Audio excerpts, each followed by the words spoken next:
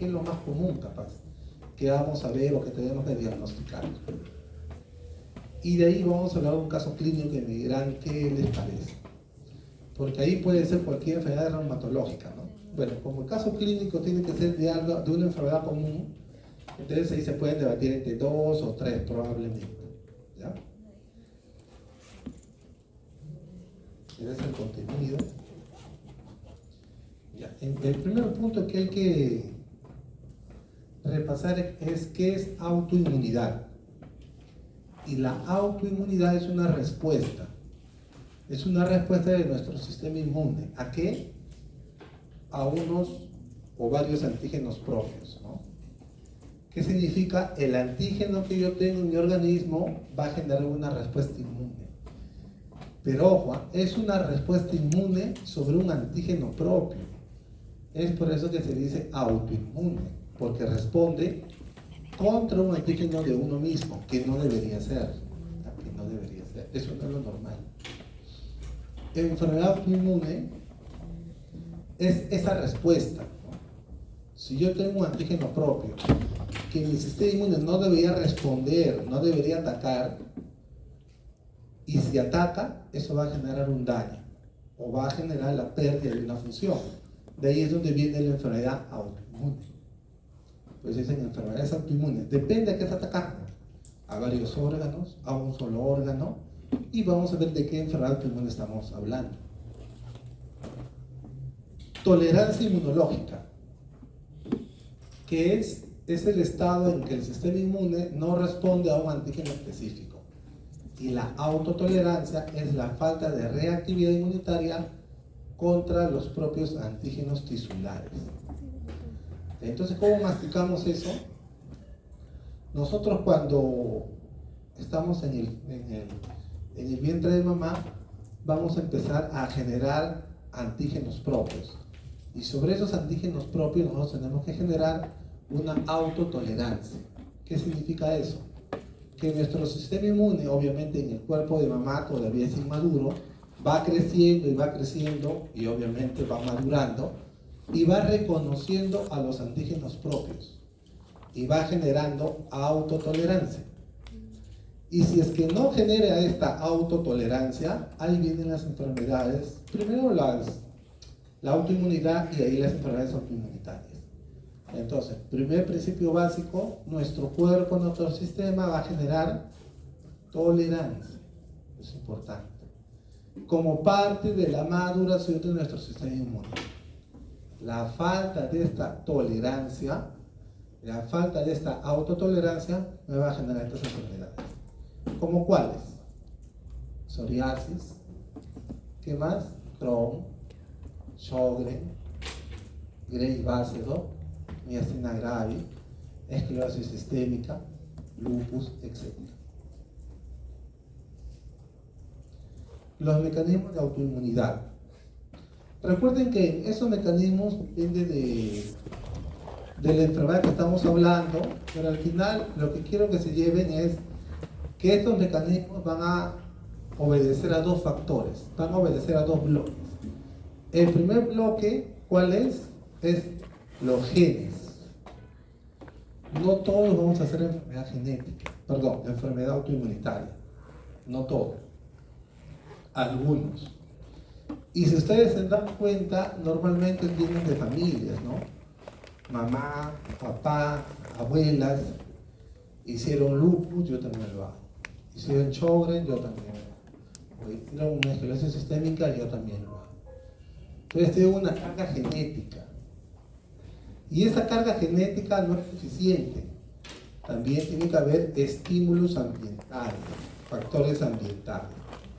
El conjunto de ambos hacen que aparezcan unos linfocitos autorreactivos, que es producto del fracaso de esta autotolerancia que ya mencionaba inicialmente. Se pierde la tolerancia. Esos linfocitos autorreactivos que van a generar daño. ¿Daño en dónde? En el órgano específico o en órganos específicos. Procesos inflamatorios y vienen los signos y síntomas. Dentro de las enfermedades autoinmunitarias las podemos dividir en dos bloques grandes: sistémicas y órganos específicas.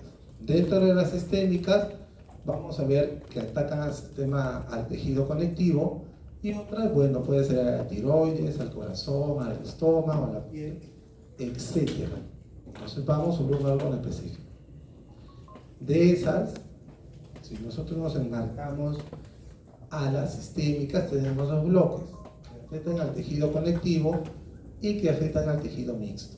Dentro del tejido conectivo, vean todas las que hay: lupus, AR, esclerosis sistémica, espondilitis anquilosante, Sjögren, poliomiositis.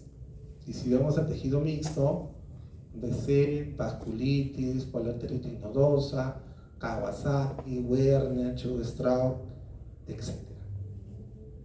Entonces, estas son entre las más conocidas enfermedades que van a afectar o van a pertenecer a las enfermedades autoinmunitarias.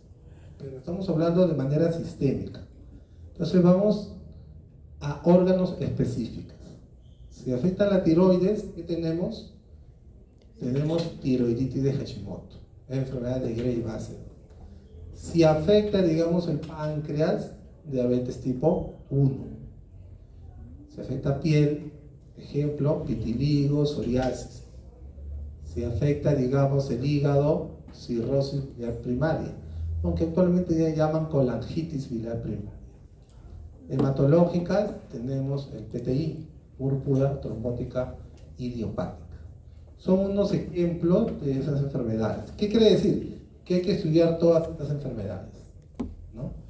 Individualmente. ¿Dónde la van a ver? Bueno, en varios cursos, ¿no? En gastro, pues verán el PTI. En gastro, ¿qué verán?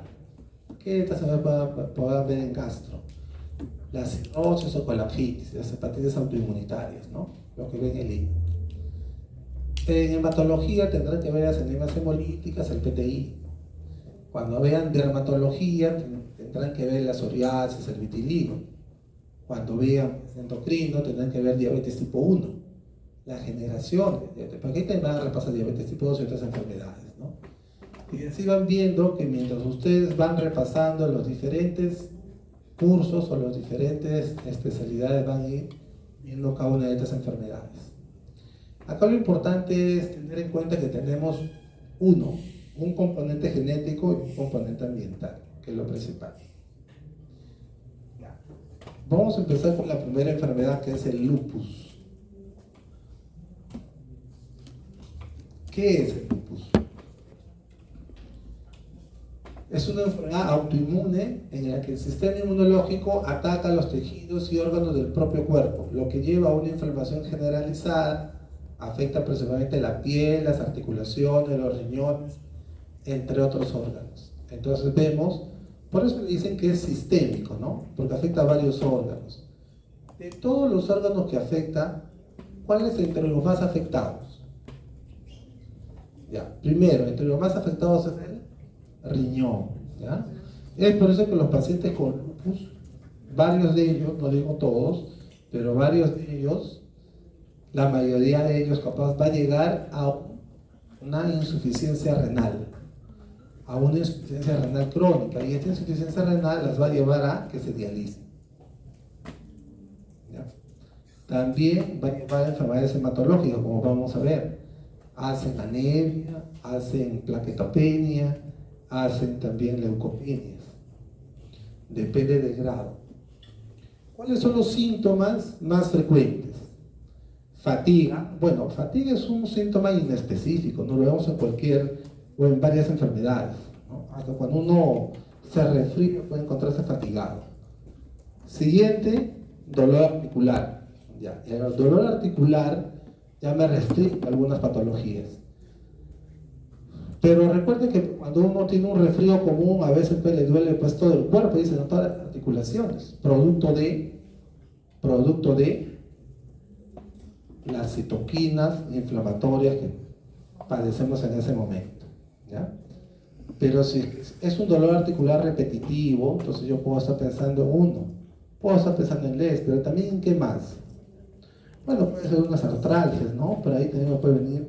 Si pienso en una artritis, en una enfermedad autoinmunitaria, pienso en la artritis reumatoidea, ¿no? En una ERTA estoy pensando. Ahora, erupciones cutáneas. La erupción cutánea que ven acá, la característica erupción cutánea en alas de mariposa, ¿ya? Es la erupción cutánea característica o típica de los pacientes con lupus. Ahora, todo paciente que tiene alas de mariposa no va a ser pues LES, ¿no? Porque se hace sospechar, no se olvide. Si por ahí una pregunta le dicen alas de mariposa, piensa en el lupus, ¿ya? Piensa en el lupus como una de las opciones. Y también, bueno, como ya hemos comentado, problemas renales, ¿no? Entonces, sobre los problemas renales, ¿cómo se puede evidenciar? Digamos, ustedes van a tener a un paciente y ese paciente les va a contar pues una historia, les va a decir, doctor o doctora, sabe que tenga esta sintomatología. Entonces, ¿sobre qué sintomatología uno puede sospechar que el paciente tiene problemas renales? ¿Cómo puede sospechar eso?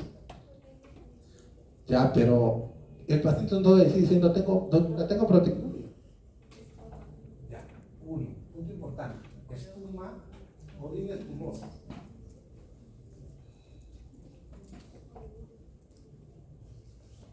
Se murió.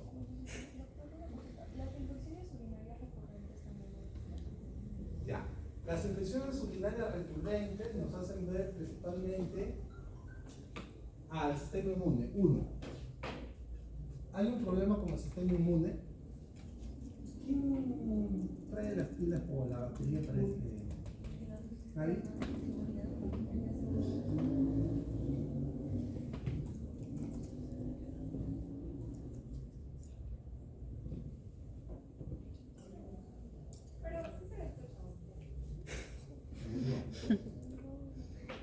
Ya.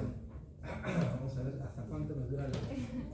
Ya. Entonces yo les decía que uno clínicamente tiene que ver cómo podríamos decir que tengo problemas en el sistema urinario. Ya, uno, orina espumosa. Ya es cierto, orina espumosa. ¿Qué más? Uno dice, tengo infecciones urinarias a repetición. Ya, ¿me podría conllevar a que el paciente tenga problemas urinarios? Sí, es cierto. ¿Hematuria? Hematuria también, pero recordemos, a ver. Una infección urinaria, yo no voy a ver una hematuria franca. ¿No? Es como decir, yo hago un examen de orina y veo, ¿sabes qué? Se ve hematíes, ponle de 20 a 30 por campo, no es normal. Pero la orina no va a estar roja. ¿Ya? O la oliamuria me estaría indicando, ¿cierto? Un problema renal, pero ya más avanzado. No tanto como la orina espumosa. Sí, ya estoy, pero no tan avanzado como una oliamuria que estoy viendo. Ahora, ¿cómo yo lo determino? ¿Cómo yo digo, este paciente tiene un problema renal? Bueno, los exámenes van a confirmar, pero siempre la sintomatología. Ejemplo, me decían, yo tengo infecciones urinarias a repetición. ¿Eso con qué lleva? Ya, infecciones urinarias. Ya. ¿En dónde frecuentan las infecciones urinarias? O sea, si viene si viene a su consulta un paciente y dice, doctor, ¿sabe qué? Cada 3 meses, cada 6 meses tengo una infección urinaria a repetición. Se hace la prueba, un urocultivo, que es el gol estándar, y le sale E. coli. Casi el 85% de infecciones urinarias son E. coli, ¿no? Ahí viene creciera, etcétera, pero E. coli. Pero esta paciente tiene constantemente infecciones urinarias. Entonces uno se pregunta, ¿cuál es el problema en esa paciente? ¿Qué tendría que preguntar ahí? Ya, a ver, imagínense, la clínica de un paciente con infección urinaria viene a ser disuria, colaclura, dolor suprapúbico, ¿no? Ya eso es. Pero si el paciente ya viene, le hago el urocultivo, le sale positivo, vamos a E. coli, que es lo más frecuente, y cada 6 meses siempre me visita con infección urinaria a repetición. Cada 6 meses, cada 8 meses es frecuente. Entonces uno que se preguntaría ahí, ya uno preguntaría, ¿ya qué es? ¿Es hombre o mujer? Las infecciones urinarias más frecuentes son en las mujeres, anatómicamente. Ahora, es una paciente añosa, mayor a 65, 70 años, tiene cuidados en la higiene o no. Si es una persona mayor, o capaz una persona que tiene algún grado de discapacidad, yo puedo estar pensando que ahí el problema es el cuidador o no hay un buen cuidado. Puedo pensar en eso. Y eso se debe a las infecciones de repetición. No, es una paciente gestante. Se ha dicho que las pacientes gestantes, por la anatomía de la gestación, también en ese periodo pueden hacer infecciones urinarias. Pero recuerden, las infecciones urinarias en gestantes es importante tratarlas. ¿Por qué? Porque producen. ¿Qué producen? ¿Por qué es importante? Ya un poco menos frecuente, pero pueden producir, pero un poco menos frecuente. ¿Saben qué es? Preeclampsia, no. ¿Ah? Septicemia, no. Bueno, capaz una infección urinaria que se agrava, viene ahí se puede ir a una pielonefritis y de ahí se puede ir una sepsis, ¿no? O sea, pero es un poquito menos frecuente. Pero ¿sabe lo que produce que el bebito se haga más pequeño? Hay un retraso en el crecimiento que me puede producir. También, ¿qué más me puede producir? Y es el más frecuente. ¿Saben qué cosa? Parto preterno. ¿Y eso qué ocasiona? Si el bebito nace antes de tiempo, nace más chiquito. Y con los órganos menos maduros. Es por eso que a las madres gestantes les hacen exámenes en todo el periodo de gestación. ¿Para qué cosa? Detectar si está haciendo infección urinaria y tratarlas. Pero entonces, ¿qué quiero dar a entender? Que depende del caso, uno va pensando o haciendo la definición que puede ser. Oye, si fuera un niñito, niñito, niñita. Si hablamos de un niño, por decir de 10, 11 años, no es frecuente que haga infecciones urinarias. Pero una niñita sí. Una niñita de 5 o de 6. Mientras usen pañales, los dos en frecuencia de infecciones pueden estar, digamos, frecuencias de infecciones a la par. Cuando dejan de usar pañales, ya se independiza. El niño es más difícil que haya infecciones urinarias. Ejemplo, un niñito de 4 años que más infecciones urinarias a repetición, cada 3 meses, 5 meses más infecciones urinarias. Tiene buena higiene y todo, y así, tiene buena higiene a veces porque, bueno, pues, recuerden que el niñito, pues, orina mediante P, o sea, no tiene ese problema que tiene. Pero tiene infecciones urinarias a repetición. ¿Qué puede ser si tiene infecciones urinarias a repetición? Entonces yo busco ahí una malformación. O sea, tengo que ver toda la estructura del riñón para ver si en algún lado hay una malformación genética que le está ocasionando esa infección urinaria. ¿Como cuáles? Malformaciones que me produzcan retención de orina. La retención de orina puede producir infecciones urinarias a repetición. Un ejemplo. ¿Ya? Entonces vamos a ver en qué contexto está para nosotros decir es el motivo por esa infección urinaria. Si yo veo que el niñito, la niñita me tiene repetición, ya he hecho pues un estudio y no hay malformaciones, ¿en qué puedo estar pensando? Y ojo, no solamente infecciones urinarias, también las infecciones respiratorias. ¿Qué puedo estar pensando? Pues sí, puedo estar pensando que capaz el paciente tiene alguna enfermedad inmune que hace que su sistema inmune se deprime. Y es por eso esa repetición, no solamente urinarias, respiratorias también, y otros tipos de infecciones. Entonces van a ver que hay niñitos que constantemente, cada 2 o 3 meses, van a los hospitales de infecciones urinarias, respiratorias, frecuentes. Hay que investigar el por qué. Es como decir, ustedes están en la guardia y viene un niñito ahí llorando, son las 4 de la mañana, y dicen, déjame dormir. Les llega, ¿no? Un niñito. Y a la mamá le pregunta, mi hijito siempre se enferma. Cada 2 o 3 meses se enferma, tiene 2, 3, 4 años. Entonces ahí ustedes tienen que dar consejería a la mamá que hay que seguir estudios para determinar por qué un niño se enferma constantemente. hacen la investigación y pueden encontrar alguna enfermedad inmunitaria que deprime el sistema inmune. Y esto es lo que ocasiona estas infecciones. Determinan que puede ser que tenga algún tipo de repercusión para que llegue ¿Y por qué es importante? Porque recuerden que, aparte que cuando el niñito se enferma, ¿qué es lo que hace al niñito? Dejar de desarrollarse. Aparte que si va a clases, falta clases. ¿De ahí que estábamos? ¿Por qué viene la pregunta de infección urinaria? Ya. Entonces, si yo tengo un paciente que tiene una infección urinaria, entonces normalmente tiene toda la sintomatología de infección urinaria, ¿no? Tengo disuria, poliuria, ¿no? Dolor suprapúbico. Y si este dolor va, pues, o tiene una percusión lumbar positiva, yo voy a pasar a aparecer una pneumonitis, ¿no? Son los síntomas de una infección urinaria. Yo como, esos son lo que tú le preguntas al paciente. Y él te puede decir, ¿sabes qué? Estoy orinando con bastante espuma, orina glucosa. Entonces yo estoy pensando que estoy perdiendo proteína. Ahí estoy pensando que más que una infección urinaria, estoy pensando que hay un problema capaz en el riñón mismo.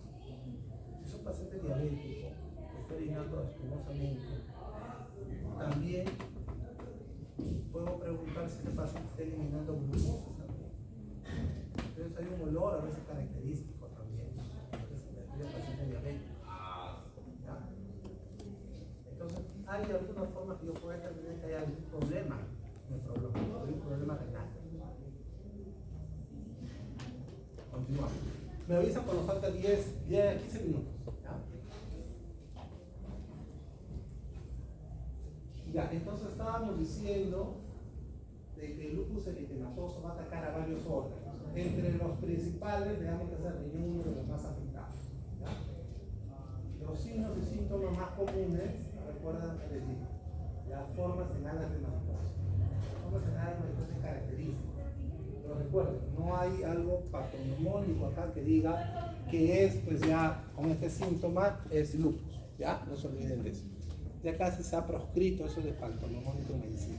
¿Ya? Porque hay tantas variedades que se va perdiendo. No hay un síntoma que me va a indicar determinada enfermedad. Aquí vemos que puede tener algún tipo de derrame pleural, problemas en el corazón, nefritis por lupus, artritis, fiebre de Raynaud, etc. ¿Cuáles son los mecanismos? Bueno, recuerden que si es una enfermedad autoinmunitaria, ¿qué va a generar? Va a generar anticuerpos, ¿no? Estos anticuerpos, ¿qué van a producir? Pueden, no siempre, pueden producir destrucción de hematíes, de plaquetas, de leucocitos. Entonces, si pasa esto, cuando hay una disminución de glóbulos rojos, de plaquetas y de leucocitos, nos encontramos en una condición conocida como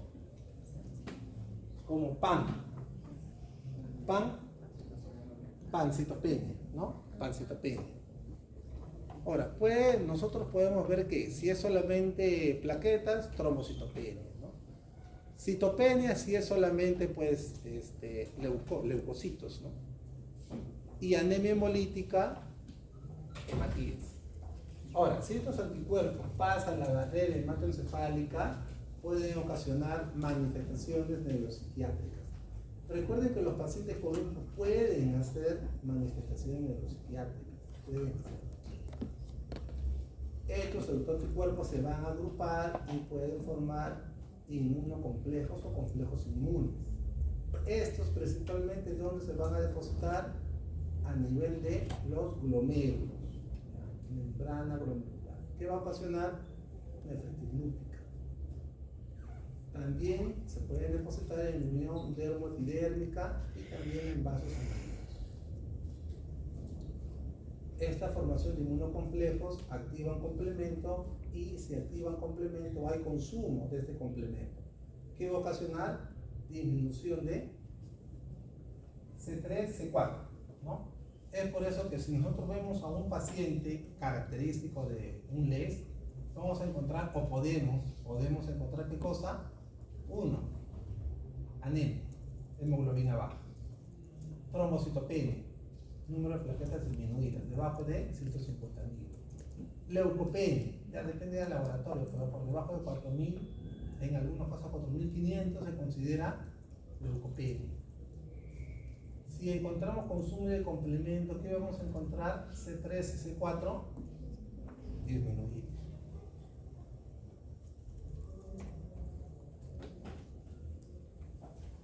Y estos son los criterios de 2019 para el diagnóstico de lupus.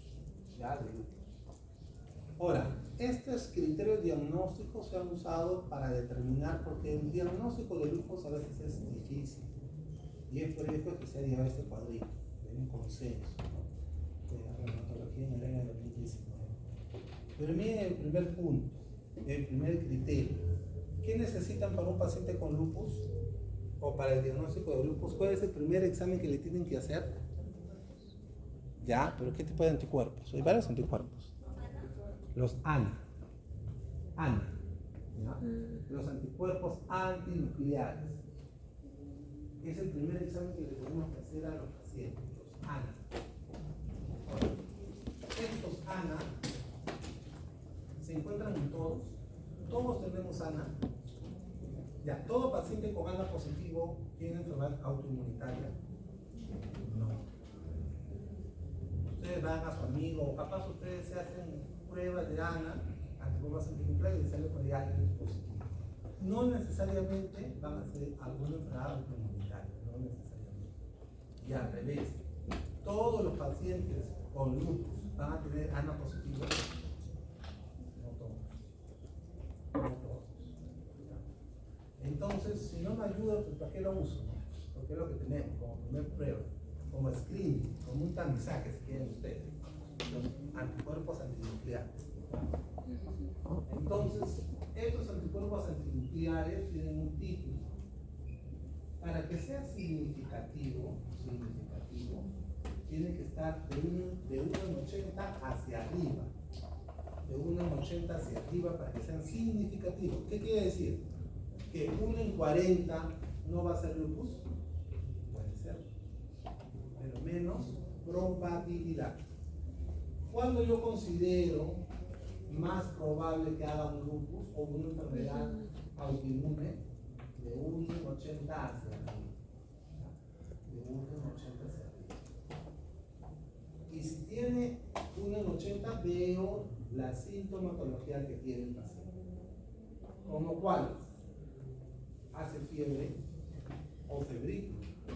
Los lupus generalmente es más febrícula que fiebre. Entonces, fiebre la consideramos a partir de 38. Generalmente es en 37,8, 37,7, 38,1. Ese es el borde, la fiebre.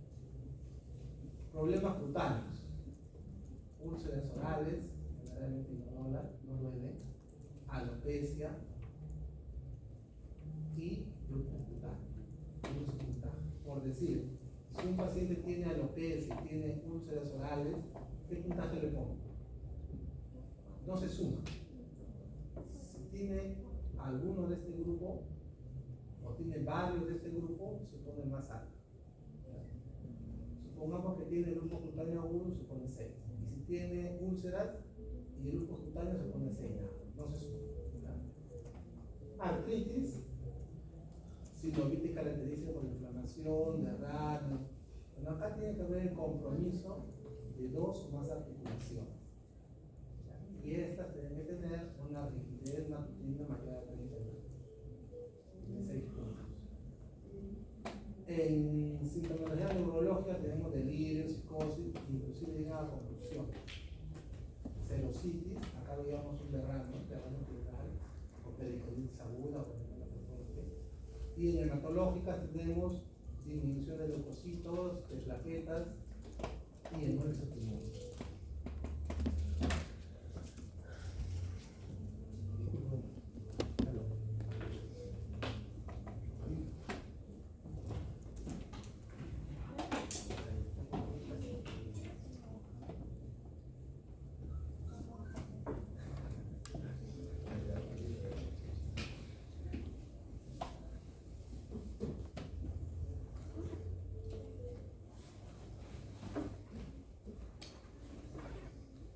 Ya, seguimos. Problemas renales, miren, acá tienen proteinuria, también pueden hacer una biopsia. Y aquí es donde tengo un poquito más, ¿no? En las pruebas de laboratorio. Los pacientes con lupus pueden tener ya anticuerpos antifosfolípidos, anticuerpos antiproteínas, anticoagulantes lúpicos. Ya pueden tener estos anticuerpos antifosfolípidos.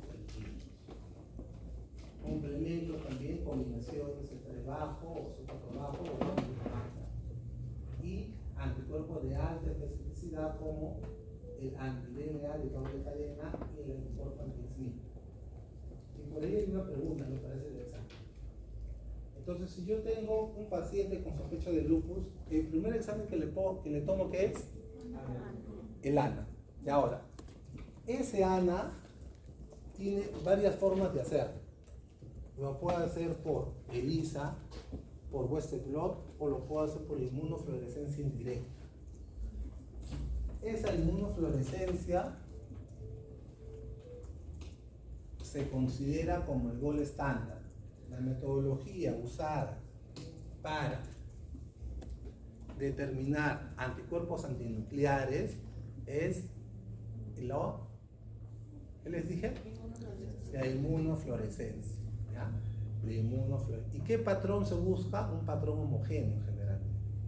Patrón homogéneo en la inmunofluorescencia con las células HELP2 son la prueba de oro, la mejor prueba para lo que es lupus. ¿Ya? HELP2, acá está escrito, ¿no? HELP2. Ya, ahora, imagínense que ustedes tienen un paciente que tiene o sospecha de lupus y tienen toda esta, bueno, algunos de estos signos, síntomas y algunos de estos exámenes de laboratorio. Toman un ANA, sale un ANA positivo, y póngale que sale pues uno en 160 o uno en 320. ¿Qué prueba le pedirían después? Tiene los signos, tiene los síntomas. Sobre eso, le hacen un ANA, sale un ANA positivo. ¿Qué le piden después de eso? Entonces, ¿qué le pedimos? Tenemos dos. La recibió con dos. Anti-DNA o anti-SNP. Anti-SN. ¿Qué le pedimos? Doctor, pero el DNA es de doble cadena. Es de doble cadena. Hay un monocatenario y un bicatenario. El que se usa ahí es el de doble cadena. ¿Ya? ¿Cuál le pido? ¿Anti-DNA o anti-SNP? ¿Ya? A ver, el 20 o 30% de pacientes con lupus, 20 a 30% salen SNP positivo. 20 a 30. Y el 60-70% salen anti-DNA positivo. Entonces, ¿cuál le pido? Y la pregunta es, ¿cuál es el mejor? ¿Anti-DNA o anti-SNP? ¿Cuál es más sensible? ¿Cuál es más específico?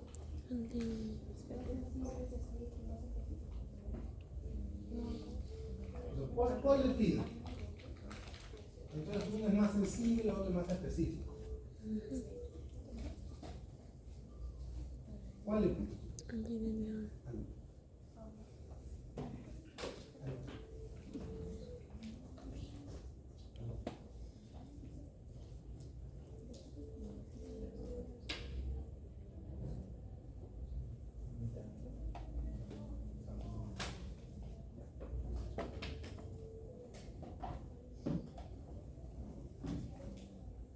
¿Cuál le pido? Más sensible es el anti-DNA, más específico es el SNP, anti-SNP. ¿Cuál le pido? ¿Qué dice? Anti-DNA.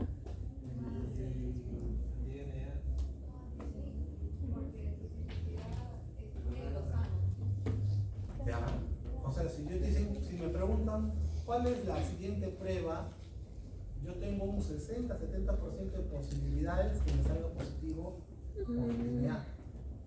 Pero tengo el 20-30% que me salga positivo con el SNP. Es más probable que me salga positivo con el anti-DNA. Ahora, pero el SNP, si me preguntan cuál es el más específico, es el SNP. ¿Por qué? Porque si me casi llega al 100%, o sea, si me sale positivo en el SNP, mientras que la especificidad del anti-DNA llega al 97%, que también es bastante alto. Hay un 3% que va a ser un falso positivo. Bueno, como esa pregunta no va a venir, sigamos. O sea, entonces primero es anti-DNA y luego... Anti-DNA. Ana, y si me preguntan, anti-DNA. De doble cadena. Anti-DNA Acá hay de doble cadena. monocatenario también. Ya. Y al final es Smith. Y al final, ya si hay dinero, a veces le piden toda la batería. Si están en el seguro, le piden de todo. Porque recuerden, miren, cuando uno habla de ANA, ya, es un anticuerpo antinuclear. ¿Qué significa eso? ¿Cómo lo masticamos? Es un anticuerpo o un autoanticuerpo que está en el núcleo, pero no necesariamente en el núcleo, también puede estar en el citoplasma de la célula. Y sobre ese antígeno, nosotros hacemos autoanticuerpos sobre esos antígenos. Eso es lo que detecta el ANA. ¿Y cómo florece de esa manera? Con un patrón homogéneo. Así se ve en la imagen. Esta es una inmunofluorescencia indirecta. Se recuerden que es el gol estándar para ese antígeno. Hay varios tipos de patrones. Pero el patrón homogéneo es característico del lupus. Pero también puede haber otros patrones que ven lupus. Y pueden haber otros patrones también que pueden ver otras enfermedades autoinmunitarias. ¿Qué significa? Que si yo tengo un ANA positivo, sí o sí va a ser lupus, puede ser otra enfermedad autoinmunitaria también.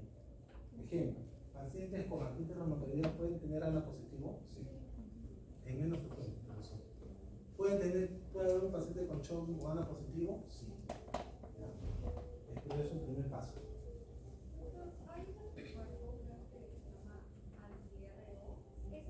Anti-RO y anti-LA. Anti-RO y anti-LA que vienen a ser, son anticuerpos anti-LLA y anti-LLD. Son anticuerpos que ven enfermedades autoinmunitarias también. En un cuadrito les voy a enseñar y va a haber varios anticuerpos y se van a relacionar con varias enfermedades.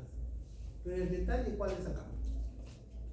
Que no hay un anticuerpo específico por una determinada enfermedad.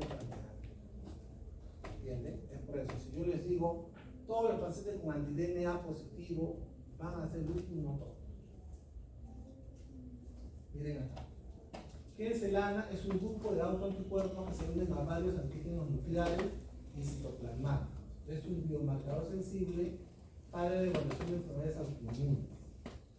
El ensayo de inmunofluorescencia indirecta, el ensayo ADGEP2, es el estándar, el patrón de oro, no se olviden de eso. Y hasta un 25% de pacientes sanos pueden tener ANA positivo. Entonces, ¿qué significa eso? Que todo paciente con ANA no necesariamente va a tener una enfermedad autoinmunitaria. Pregunta de examen. No todos.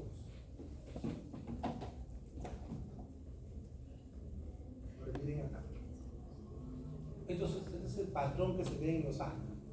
Si tengo un patrón de anticuerpos antinucleares homogéneo, ¿con qué antígeno se va a relacionar?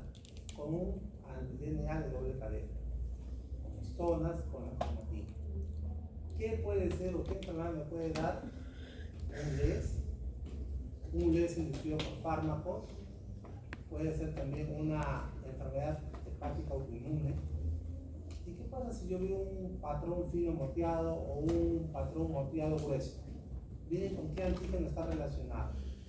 Con un RO, con un LA, con un MI2, y si es un patrón grueso, con un SNP, un RNP, con una polimerasa 3, pero con qué enfermedades Acá tenemos LES, esclerosis, lupus neonatal, tenemos, a ver, superposición, tenemos también acá otras enfermedades como la enfermedad de tejido conductivo, cirrosis primaria, enfermedad reumática autoinmune sistémica. O sea, hay varias enfermedades que están relacionadas con patrones del ano, varias. Entonces, miren, si yo tengo un paciente que le da un ANA positivo, y si yo estoy pensando que ese paciente es un lupus, le puedo pedir un DNA de doble cadena. Pero ¿qué pasaría si tengo un ANA positivo y yo no sé qué es? Yo no sé con qué enfermedad está relacionada. ¿Qué le pido? ¿Me entendieron? Tiene un ANA positivo. Tiene sintomatología no tan específica, no tiene la de mariposa, tiene por ahí una artritis o una articulación. ¿Qué le pido? ¿Pero por qué? No estoy pensando en lupus. Con lo que tiene es bastante inespecífico y no sospecho de lupus. No sospecho de AR. No sospecho de una enfermedad. Sé que me parece una enfermedad autoinmunitaria. ¿Y por qué me parece? Porque tiene por ahí fatiga, tiene cansancio, por ahí encontró una leucopenia, por ahí tiene artritis, pero ni siquiera en 2 o más arteriosas solamente en una. Pero no sé qué enfermedad autoinmunitaria es. Entonces puede ser un ANA que está en un paciente sano. Porque hasta el 25% de ANA positivos se lo encuentra en un paciente sano. No, pero ¿cuál es el problema? Que su patrón de ANA es 1 en 320. No es un 40, no es un en 20. O sea, es un patrón alto. Bueno, es más alto, pero 1 en 320 hay que hacerle caso. ¿A qué se debe? Entonces aquí yo le pediría un perfil N. Entonces, ¿qué es el perfil N? El perfil N es el que ves. Berro, Vela, B1, el CP, ve todos estos parámetros, estos antígenos. Ve como 11 antígenos. Y de acuerdo a esos antígenos que le van a salir positivo o negativo, les va a orientar a alguna enfermedad. ¿Ya? Ahora, obviamente que hay también, cuando uno le hace ANA y sale un ANA positivo, tiene que haber un patrón. ¿Cómo se llama? Se dibuja en el microscopio, esto se ve en el microscopio de inmunofluorescencia, por eso florece. Y aquí puede haber varios patrones. Y de acuerdo al patrón que tiene, también me puedo orientar hacia una enfermedad autoinmune. En el laboratorio, cuando le dice, ¿sabes qué? Veo un patrón homogéneo. Eso va más hacia una enfermedad como esta. Pero si les da otro patrón, normalmente puede ir con otra enfermedad autoinmunitaria. Sobre eso le van a pedir todavía un perfil ENA, más el patrón que le da el laboratorio, más el perfil ENA les puede orientar hacia una enfermedad más específica. Hay un consenso para ver los tipos de patrones. No lo he puesto porque es más complicado. Porque a mí lo que me interesa acá es principalmente que ustedes sepan identificar por lo menos 2 enfermedades en lo que es enfermedad autoinmunitaria, que es el lupus y que es el artritis reumatoidea, los principales.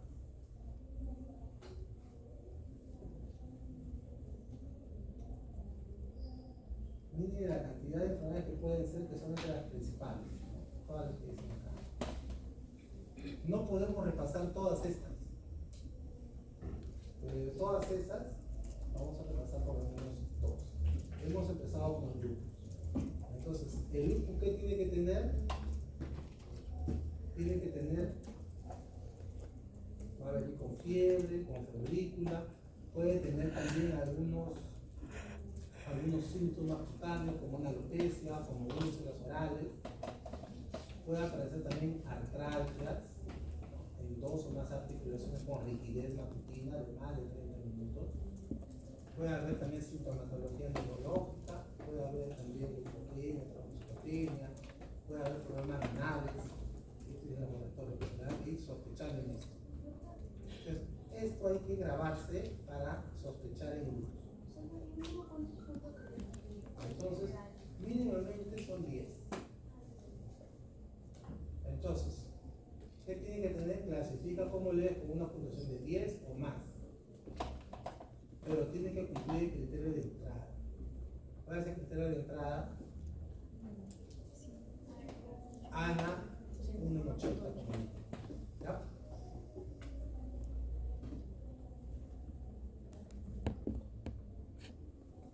Preguntas.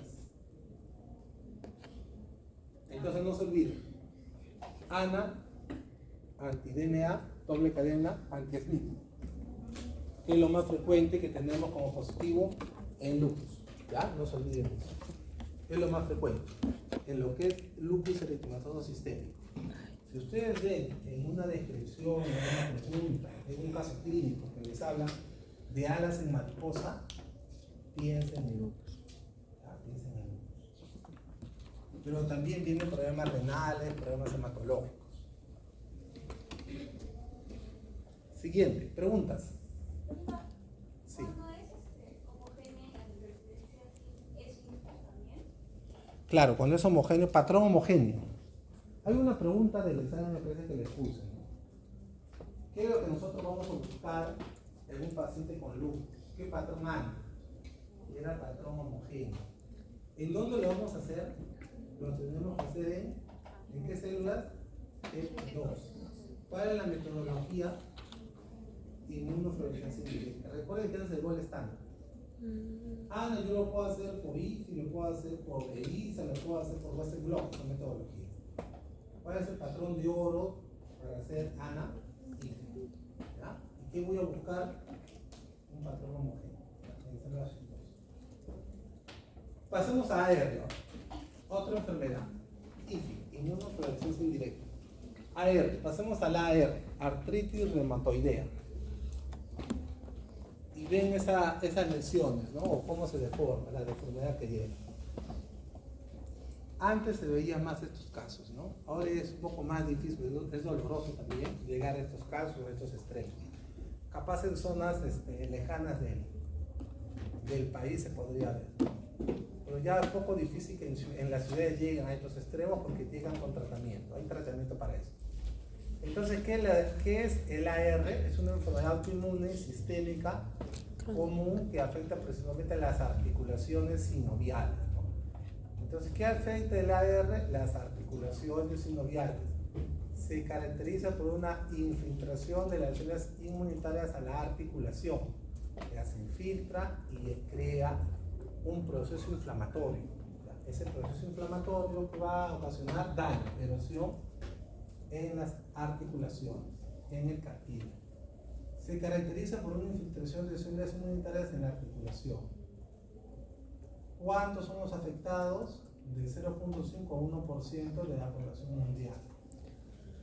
Más afecta en las mujeres. ¿El lupus afecta más a las mujeres o a los hombres? Entonces, por alguna razón, las enfermedades autoinmunitarias afectan más a las mujeres. Más a las mujeres. ¿Se acuerdan que en las enfermedades cardiovasculares afectaba más a los varones? En este caso, las enfermedades autoinmunitarias afectan más a las mujeres.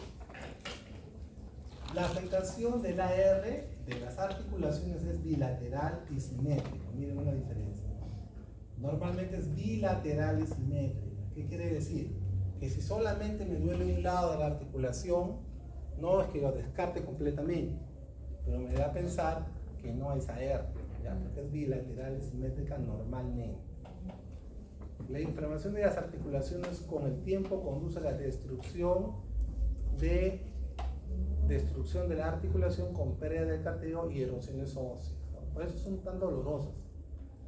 La AR, si no se trata, es una enfermedad progresiva con morbilidad y mayor mortalidad.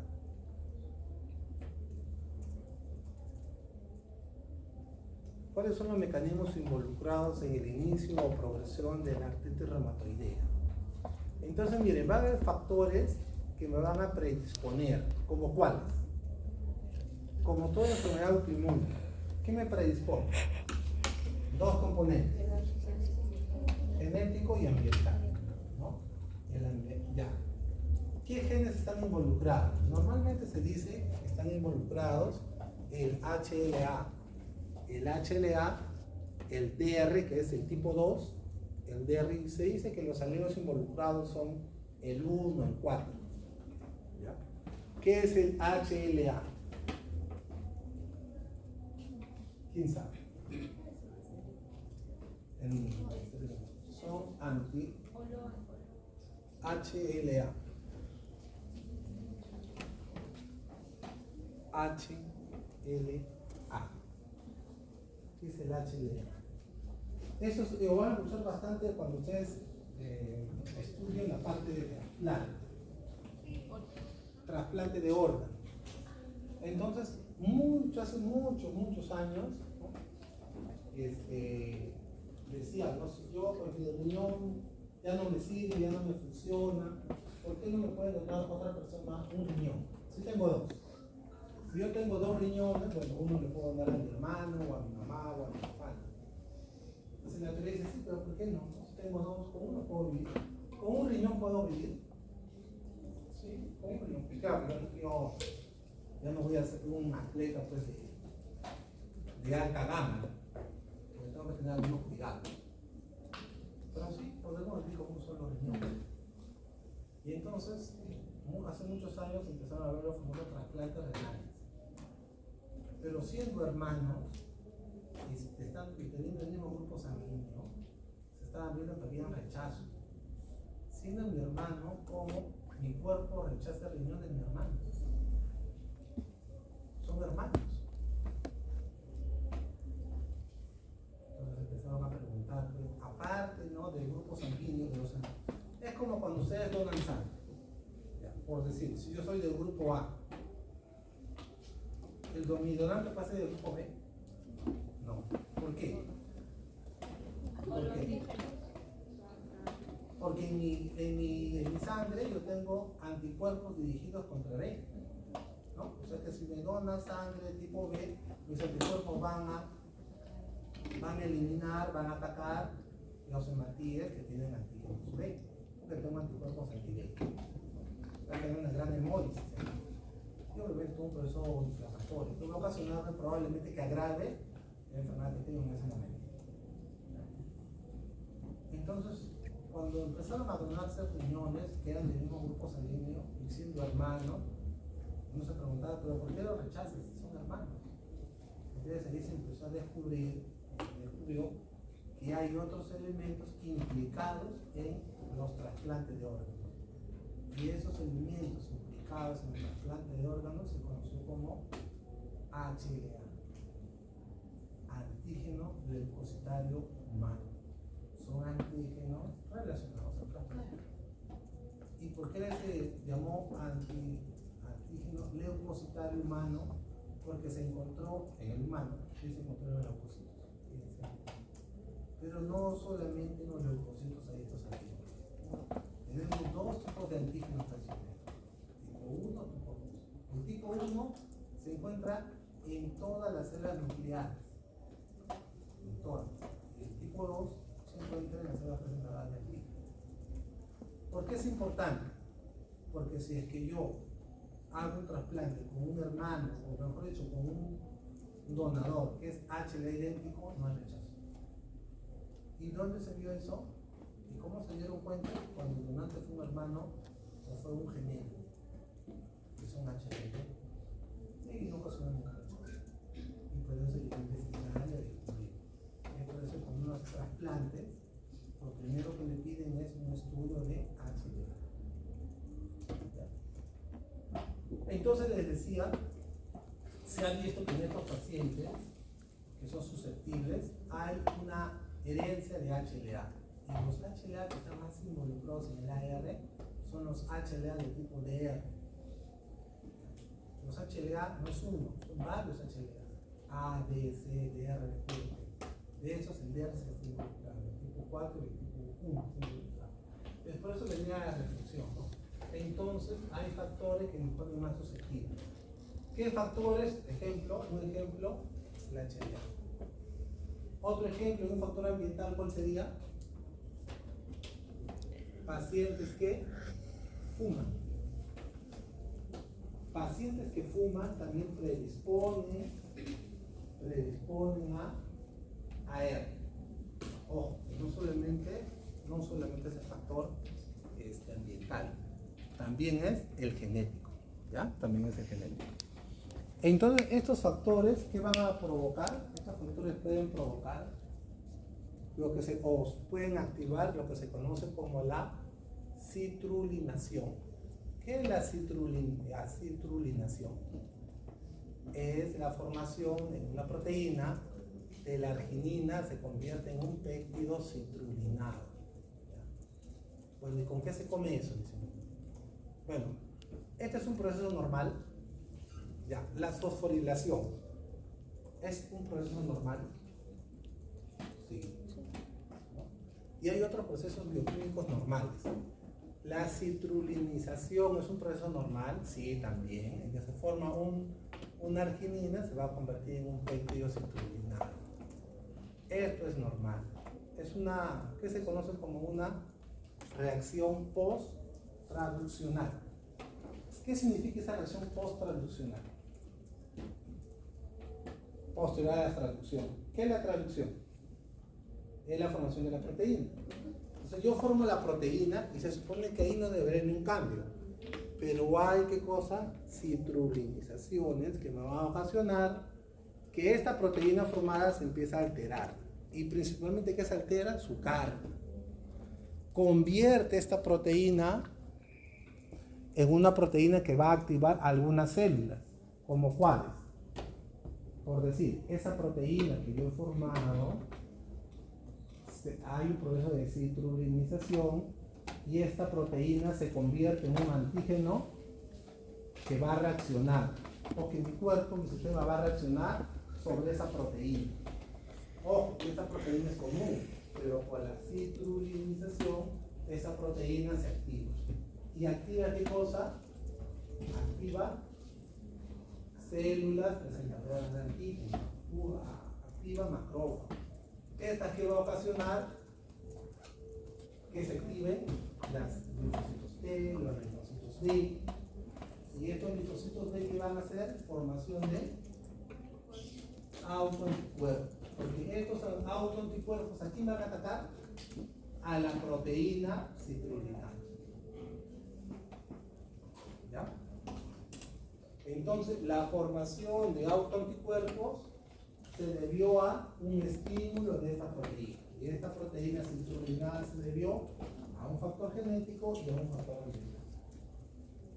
Esas proteínas, esos autoanticuerpos que van a atacar, van a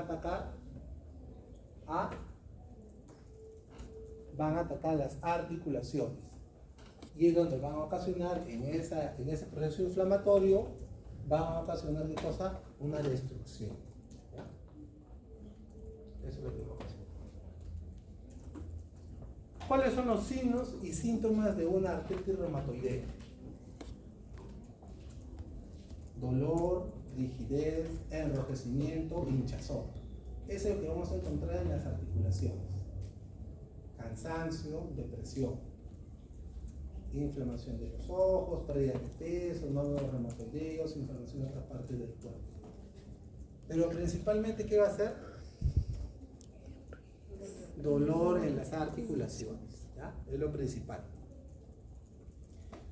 Si mamá, abuela o yo tengo una ascendencia que tiene algún problema o ha tenido una enfermedad de AR, entonces tengo que poner a pensar que tengo una predisposición genética. Entonces, si yo tengo una predisposición genética, ¿voy a fumar o voy a tener factores que me puedan condicionar? No.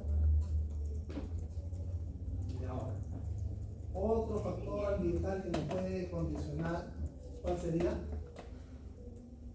Yo dije fumar. No. Ese es genético. Ambiental. Ya viví en un ambiente con meninas, ya. Estrés. El estrés también es otro condicionante. Bueno, puede ser el estrés por los estudios. Tantos exámenes. Entonces, ¿eso qué significa? ¿Cómo lo soluciono? ¿Dejo de estudiar? No. ¿Ya me estudio? No. ¿Qué diré ahí? Manejar el estrés. Hay que aprender a manejar el estrés. Porque ustedes tienen ahorita el estrés en el estudio, tienen tantos cursos, tienen varios exámenes, y obviamente todos nosotros queremos ser los primeros, ¿no? O cercanos a los primeros, sacar buenas notas, pero no por sacar en sí las buenas notas, ¿no? Porque eso supone que mientras yo sé más, voy a sacar mejores notas. Si yo sé más, voy a tener mejor a los pacientes. ¿Ya? Esa es la idea. Pero entonces, para eso hay que estudiar. Mañana, tarde, noche. No es fácil, no es fácil, porque ya se están durmiendo por aquí. No hay fantasma, no hay fantasma. Ya. Entonces la idea es estudiar, estudiar, estudiar. Y hay que manejar el estrés. Unos se estresan más que otros. A unos se le cae el cabello más que otros. Por el estrés, no por el. Hay que saber manejar el estrés. ¿Y cómo lo manejas? Cada uno tiene que buscar su mecanismo. Cada uno. Claro, pues si la mamá, tal vez es la mamá de estrés, o de depresión, hay que saber manejar eso. Igual, acá también tenemos criterios para lo que es la AR, ¿no? Distribución de las articulaciones. Articulación grande, es de 1 a 2 afectadas, es 2 a 3 articulaciones. Y vemos acá las etiologías que pueden ser factor reumatoideo positivo, anti-CCP positivo. Y vamos a las combinaciones de estas dos pruebas, cuánto te duran los síntomas y los restantes de fase aguda que se usan. En todos estos le vamos a llegar a la puntuación para diagnóstico de AR.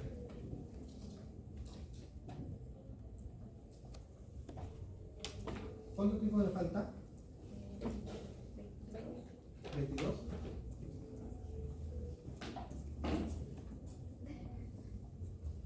Ya, ¿cómo hacemos el diagnóstico? ¿Se acuerdan que había una primera prueba que le tomábamos a los pacientes con lupus? Acá también había una primera prueba que le tomamos a los pacientes con AR o sospecha de AR, que es el factor reumatoideo. La misma figura, el factor reumatoideo no va a ser patognomónico de los pacientes con AR. No todos los pacientes de AR van a tener factor reumatoideo positivo también, no se olviden, no es así. ¿Qué otra prueba tenemos? El ACPA o anti-CCP, que son los anticuerpos antiproteínas citrulinadas, que se utilizan actualmente como biomarcadores para el diagnóstico. Es lo más usado, el ACPA o anti-CCP, como ustedes quieran llamarlo, pero son antiproteínas citrulinadas. Estas proteínas citrulinadas es el marcador que más se usa y que si el paciente es positivo, muy probablemente el paciente tenga AR. Factor reumatoideo positivo, anti-CCP positivo y con la sintomatología AR diagnosticada.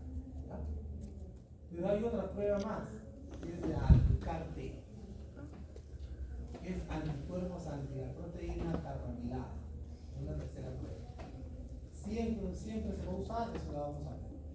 Estos anticuerpos se pueden detectar predominantemente en el suero y en el líquido sinovial en pacientes con AR. ¿Qué significa? Pacientes que están inflamados o con el proceso inflamatorio, se les extrae el líquido y también se puede hacer la prueba ahí. Pero normalmente lo más común que se haga es suero. Pueden formar complejos oprimidos en las articulaciones, atendiendo sobre esto que ustedes lean, ¿ya? Como es el proceso inflamatorio.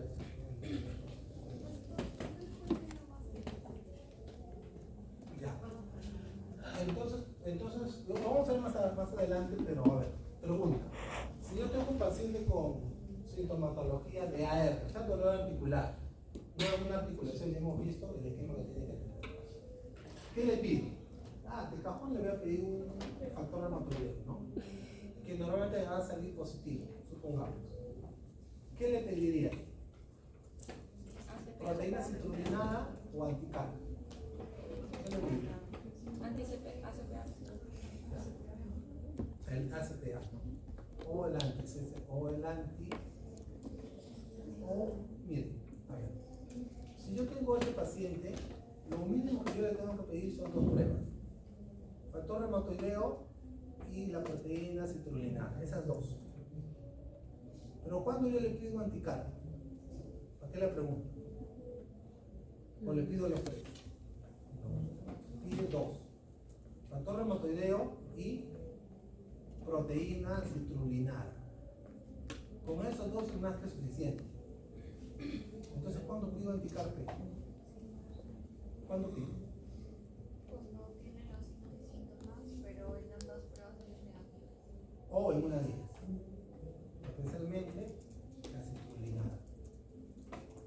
Entonces yo tengo un paciente que tiene, supongamos, tiene la clínica de factor reumatoideo. Su mamá, su abuela, su tatarabuela, su ascendencia tiene factor reumatoideo, tiene historia de artritis reumatoidea. Le hago un factor reumatoideo negativo. Le hago citrullinada negativa. ¿Qué le tengo que pedir? Anticarpe. Y solamente con que el anticarpe me sale positivo, eso ya me hace el diagnóstico también. Pero no se pide siempre. ¿Por qué? Porque puede salir negativo. Si yo tengo factor reumatoideo positivo y tengo citrullinada positivo, no tengo que hacer más. Hay pacientes que tienen factor reumatoideo positivo y citrullinada negativo, ahí sí o sí hay que hacerle un anticarpe. Entonces los anticarpe, ¿qué se hacen? Principalmente en quiénes se hacen en pacientes que tienen citrullinada negativa. Le hago un anticarpe. Y cuando sale ese anticarpe positivo, esos casos son más severos, son de mal pronóstico. Pregunta de examen. Pero no se olvide, el anticarpe se usa cuando la proteína citrulinada salió negativa. Y si es que sale positivo, es un mal pronóstico. Son los casos más graves. ¿Ya? Continuamos porque tenemos el caso clínico y tenemos una pregunta. Factor reumatoideo. Ya. ¿Qué es el factor reumatoideo? Es una inmunoglobulina de casi IgM, IgG, IgA dirigida contra el fragmento Fc de la inmunoglobulina. Este es un autoanticuerpo. El autoanticuerpo tiene dos fracciones, la fracción Fc y la fracción Fa. Va contra el fragmento Fc de la inmunoglobulina. Bueno, en conclusión, ¿qué dice? Que esta prueba de factor reumatoideo puede ser de tipo IgM, IgG y IgA. ¿Ya? De todas esas, ¿cuál se usa? La IgM. Es la más común. Recuerden que la IgM, ¿qué me da? Agudeza. La memoria es la IgG. ¿Ya? Normalmente, ¿qué se usa? Inmunoglobulina IgM para detectar pacientes con artritis reumatoidea AR. ¿Ya? Factor de reumatoideo tipo IgM. Es lo que más se usa. Se usa IgG para investigación generalmente. Y se puede usar IgA cuando el IgM salió negativo. Pero casi todos los laboratorios usan IgG. ¿Ya? Su sensibilidad al factor reumatoideo va de 60 a 90% y su especificidad de un 85%. ¿Vale? Se han identificado factor reumatoideo en afecciones no reumatoideas como el LES y enfermedades de Schönberg. ¿Qué significa? Tengo factor reumatoideo positivo, pero no tiene AR, tiene otra enfermedad complementaria. La frecuencia de factor reumatoideo en IgM aumenta con las personas mayores. Igual que el ANA, en personas mayores vamos a encontrar ANAs positivos. Dicho sea de paso, no hay títulos muy altos. ¿Ya? Igual, en personas mayores también yo puedo encontrar factor reumatoideo positivo. Y el factor reumatoideo tipo IgG disminuye con la edad, pero este es, digamos, no se usa el IgG, ¿ya? Se usa para investigación, así que mejor esto. La frecuencia del factor reumatoideo aumenta en las personas mayores. La combinación de factor reumatoideo positivo y citrullinado positivo en pacientes con ARN generalmente está asociada en una forma más severa y agresiva de la enfermedad. Esta combinación de sonidos, ¿ya? Factor reumatoideo positivo y ACPA positivo. Cuando están los dos positivos, es una forma más severa y agresiva de la enfermedad. Este patrón se ha correlacionado con mayor probabilidad de daño articular y una progresión más rápida de la enfermedad. Ahora, miren, ¿qué pasaría si yo tengo un factor reumatoideo positivo y un ASP negativo? ¿Qué uso? El anticarpe. Y si es que el anticarpe me sale positiva es mucho más agresiva que si esta fuera positiva. No se olviden, porque acá dice factor remotivo positivo y ACTA positivo es una forma severa y agresiva. ¿De acuerdo? Pero si yo tengo el caso que esto es negativo y el anticar positivo es mucho más severa, ¿ya? No se olviden. Este es los anticuerpos antiproteínas citrulinadas. La citrulinación es la conversión de una arginina en citrulina mediante una reacción enzimática. Esta reacción enzimática se llama PAR. Esta es pregunta del examen. Fumar es un factor de riesgo para el desarrollo de AR, especialmente con la presencia combinada de la proteína citrulinada. La proteína citrulinada está presente entre 50 a 70% de pacientes con AR, no se olviden de esto. ¿Ya? ¿Qué significa? Que todo paciente con AR no necesariamente va a ser este ACPA. Podemos tener AR con ACPA negativo, y en ese caso pido anticar P, no se olviden. ¿Cuál es la especificidad? Llega hasta el 95%. La especificidad. ¿Qué quiere decir especificidad? Se ha demostrado que los ACPA son predictivos para el desarrollo de artritis reumatoidea, o sea, daño articular a largo plazo. Su detección en etapas tempranas de AR se asocia con peor pronóstico. Esto también es pregunta, otra pregunta del examen. ¿Qué dice? Los anticuerpos antiproteínas citrulinadas, su detección en etapas tempranas de artritis reumatoidea se asocia con un peor pronóstico. Por eso es importante también su dosaje. Y anticarpe, anticuerpos contra la proteína carbamilada. Antes hablábamos de una citrulinación y ahora hablamos de una carbamilación. Es la conversión de lisinas en homocitrulinas. El otro era arginina en citrulina y este es lisina en homocitrulina mediante una reacción química con cianato. Esto no es una reacción enzimática, mientras que la citrulinización sí es una enzimática. Al igual que la citrulinación, la carbamilación por sí sola no es suficiente para romper la tolerancia e inducir la dificultad. Recuerda, vamos solamente con eso. Se muestra una mayor prevalencia de anticuerpos anticar en pacientes con AR en comparación con los controles de otras enfermedades normales. Los anticuerpos anticar están presentes años antes del inicio de la enfermedad y tienen un aumento gradual justo antes del inicio de la enfermedad. Entonces, estos anticuerpos anticar-P pueden predecir ¿qué cosa? La AR, ¿no? Porque dice que están presentes años antes del inicio de la enfermedad. ¿Ya? Los anticar-P. Su presencia predice la progresión de AR en pacientes con artralgias, así como aumenta la destrucción articular, por ejemplo, especialmente en pacientes con AR-ACPA negativo. Esta es una pregunta del examen también. Entonces, no se olviden, el anticar-P es importante porque se usa en pacientes con anticuerpos anticitrulina negativo, ACPA. Eso es importante. La proteína anticar-P no se usa siempre, solamente en el caso de ACPA negativo. ¿Ya?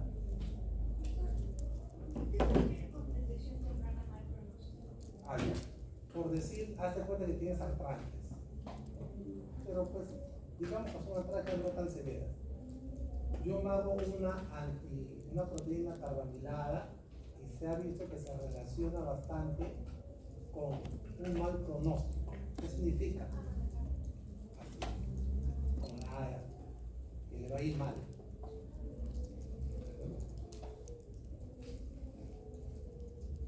Ya. Avancemos con el pasito. Un minuto.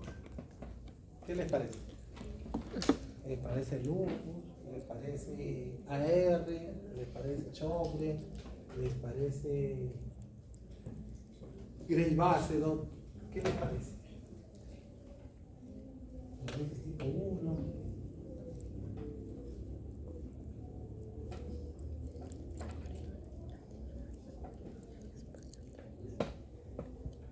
¿Qué les parece?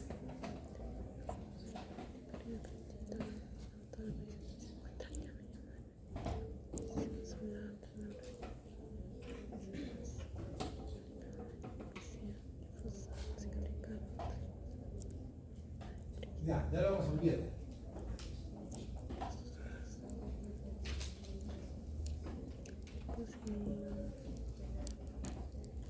¿De cuál es el punto clave acá?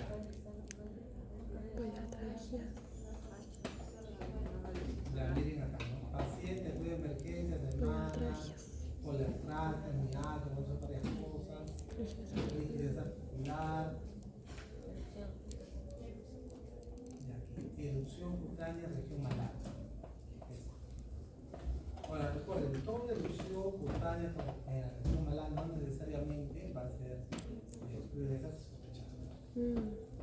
¿Qué se exacerba con la exposición? Este es clásico, ¿ah? Los pacientes que se exponen al sol, los pacientes con luz, hacen esta reacción. O sea, ¿qué significa? Exacerba la enfermedad. También refiere a episodios de úlceras orales no dolorosas a los 10 minutos. En las últimas 72 horas se ha añadido disnea de esfuerzo leve. ¿Qué será esto? ¿Cómo se desarrolla? De todas estas, aquí, mamá con AR. ¿Y por qué no puede ser AR si la mamá tiene AR? ¿Eso qué significa? Mamá con AR. Como antecedente familiar. Ya, exactamente, ¿no? Que es una paciente que tiene carga autoinmunitaria, ¿ya? No necesariamente es que vaya a tener AR el paciente, ¿no? Pero ya estamos viendo que tiene una carga autoinmunitaria.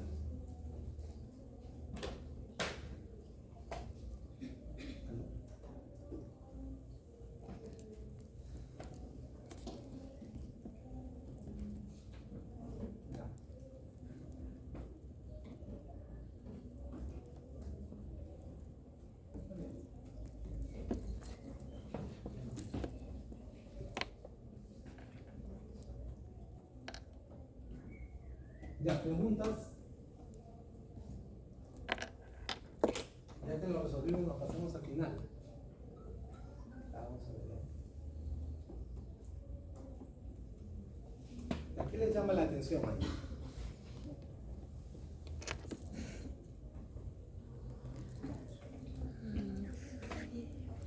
¿Qué les llama la atención?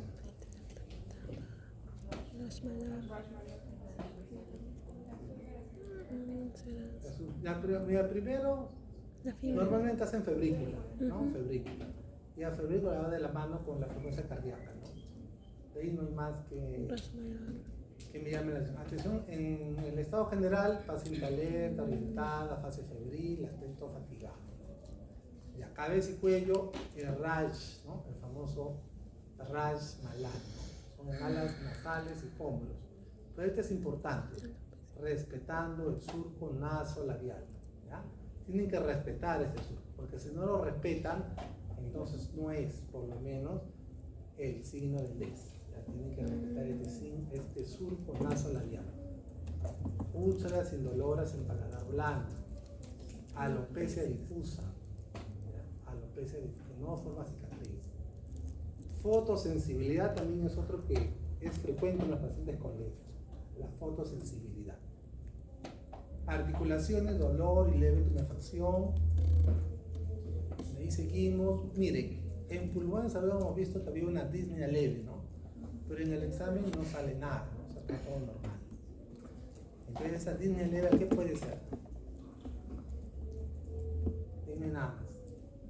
¿A qué cree que sea? Porque si digo disnea leve, estoy pensando que capaz en un, no sé, un derrame, o estoy pensando capaz que el paciente tiene, pues, no sé, por ahí una neumonía, algo, o por ahí tiene, pues, unas secreciones, ¿no? Que están ocasionando esa disnea. Pero en este caso dicen sin ruidos agregados, el nervio vesicular pasa bien. ¿Qué puede ser?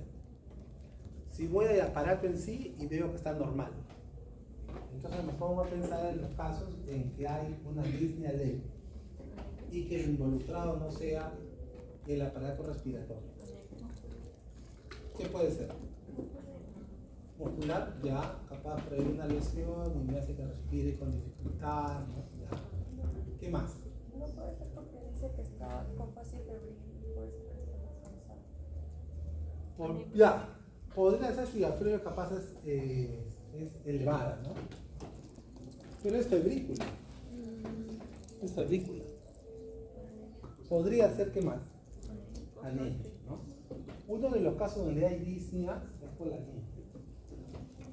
Generalmente pacientes hacen signos notorios de anemia, cansancio, se fatiga inclusive cuando camina, cuando la anemia es por debajo de 8, normalmente.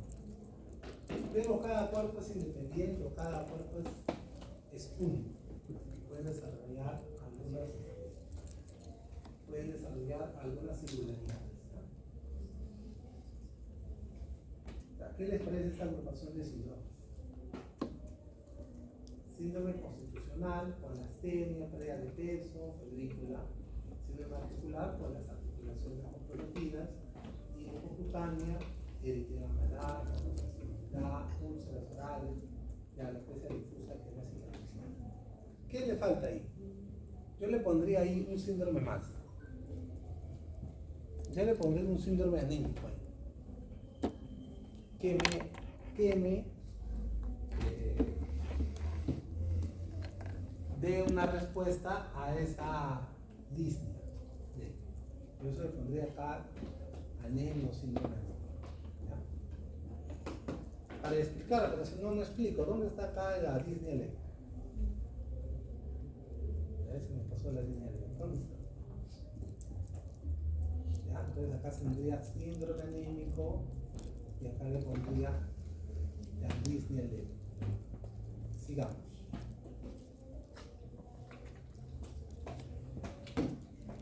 ¿Están de acuerdo? Ya, ¿qué exámenes le pido? Hemograma, velocidad de sedimentación, PCR, glucosa, urea, creatinina, examen general de orina, proteína de 24 horas, ANA, anti-DNA, anti-SMIT, C3, C4, una radiografía de manos, una radiografía de tórax y una ecografía renal. Todo eso está sustentado. ¿Por qué le pediría de manos?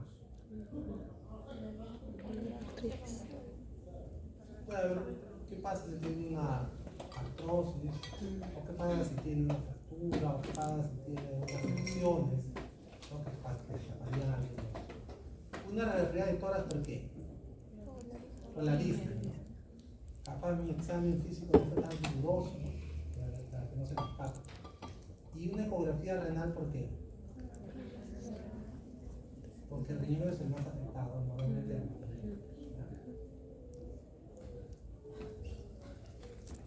¿Qué ven acá que les llama la atención?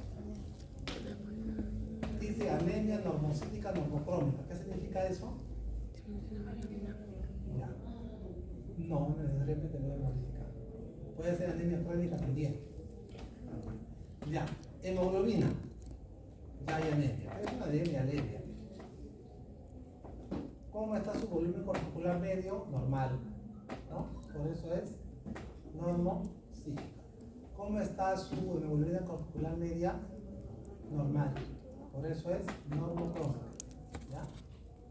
¿Por qué le ponen leucopenia? ¿Cómo están sus leucos?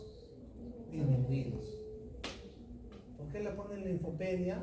Linfocitos 20%, de 20 a 45. ¿Por qué le ponen linfopenia? ¿Por qué? Ya, pero acá yo veo que están dentro del rango de 20 a 45%. Ah, porque lo que se busca es el recuento absoluto, ¿no? Por eso, muy bien. El recuento absoluto es disminuido. Y trombocitopenia, ¿por qué? Porque el recuento de plaquetas está en 95.000. O sea, es un paciente que tiene pancitopenia. ¿Todos los pacientes con van a estar así? No, no todos. Algunos solamente pueden tener alguna citopenia. Proteína elevada, velocidad elevada, creatinina 0.9 normal, urea normal y proteína en los días 24 horas ¿Normal o elevado? ¿Cómo está? Elevado. Pero si ese está elevado, ¿por qué la creatinina está normal? ¿No hay una contradicción?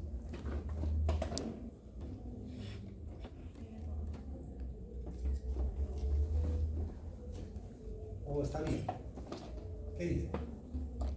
Cuando uno diría, bueno, doctor, una cosa es la creatinina y otra cosa es la proteína. ¿Por qué mezcla papas con camote? Me diría, ¿no? Sí, pues. Acá lo que estoy viendo, ¿no? Lo que uno está viendo es que el riñón se le está escapando algunas proteínas. No está filtrando adecuadamente. Está escapando. Pero si ustedes se dan cuenta que hay 150 y que llega a unos 800 miligramos más o menos. O sea, que el paciente ya tiene un compromiso renal, que no es tanta para alterar la creatinina. No es tanta. O sea que todavía el paciente inicialmente está depurando bien creatinina. Pero para ver exactamente cómo está el riñón, ¿qué se le tiene que pedir? Una depuración de creatinina de 24 horas, no se olviden. El mejor parámetro para ver función renal es cómo está su filtración renal. Y para eso buscamos una depuración de creatinina de 24 horas, que es la misma que tenemos hasta ahorita. Exámenes de inmunológicos. ANA positivo, miren, 1 en 1280, o sea, está por las nubes.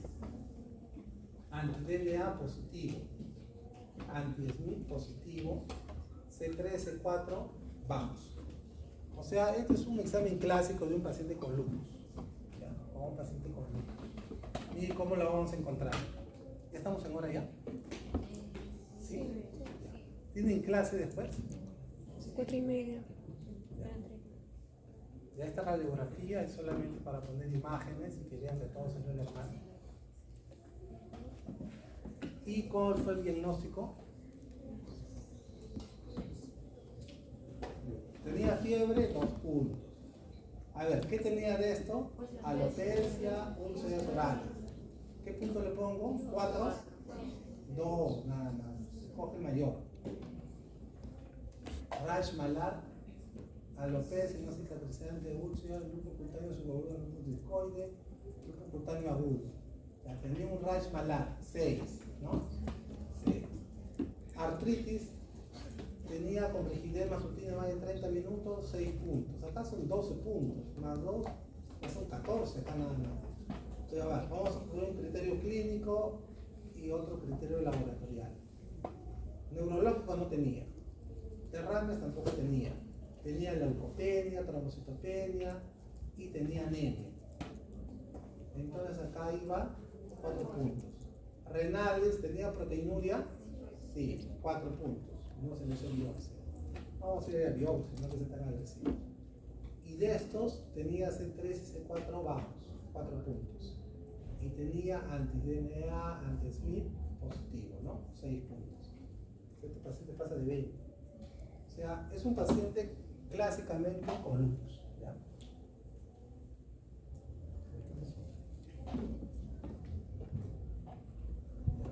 Sigamos. ¿Ya? ¿Qué marcan ahí?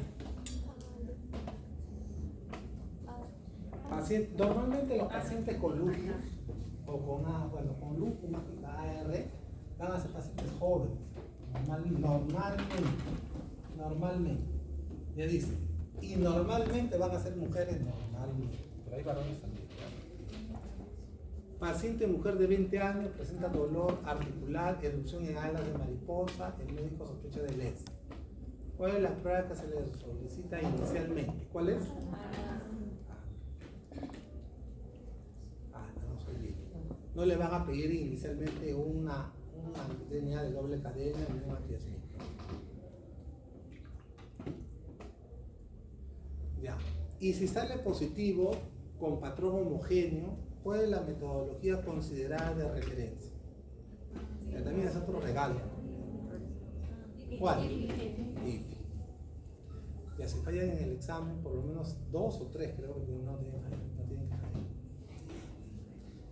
Normalmente el examen del segundo bloque es más difícil que el examen del primer bloque. Y precisamente por una de estas clases, que es difícil de O sea, claro. fila B.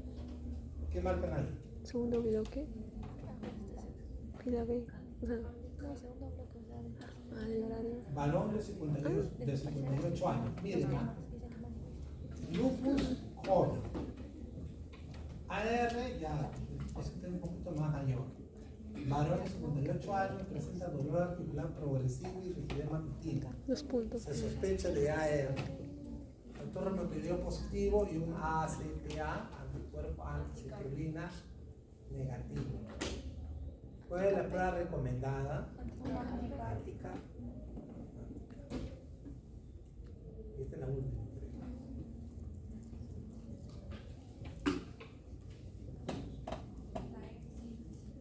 ¿Qué le pediría? Mujer de 28 años, presenta sintomatología y semiología de lupus con ALMA positivo. El médico, ¿qué prueba pediría para confirmar? Dice confirmada. Confirmar el diagnóstico. ¿Qué le pide? ¿Esta? ¿La de? ¿Y si le pondría anti-Smith? ¿Qué marca? Anti-Smith, ¿qué marca? Confirmar. Anti-Smith o anti-DNA.